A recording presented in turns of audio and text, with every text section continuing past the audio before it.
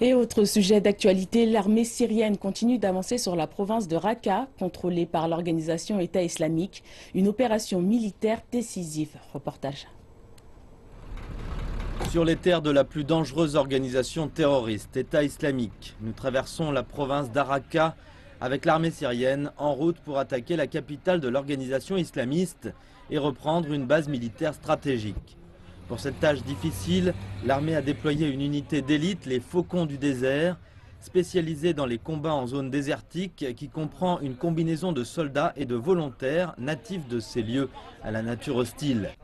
Au fur et à mesure de l'avancée des troupes, des secrets sur le passage des combattants d'État islamique sont levés les uns après les autres. Ces petites pièces sont là pour nous rappeler à quel point Daesh est terrifiant.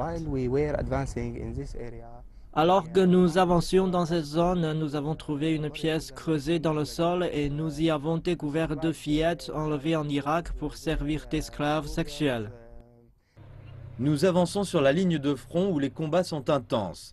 L'armée syrienne utilise des technologies avancées pour améliorer la précision de ses raids aériens, mais ils expliquent que cette vaste zone désertique a souvent joué en faveur d'EI, qui attaquent avec des formations trop petites et trop rapides pour être vulnérables aux raids. Une fois que nous les avons en joue, il n'y a pas de problème. Mais avant, ils en profitent pour envoyer des voitures piégées ou pour déclencher des attentats suicides. Quelques minutes plus tard, des tirs de mortier se font entendre et l'État islamique nous bombarde à l'artillerie lourde. Les soldats se mettent en formation.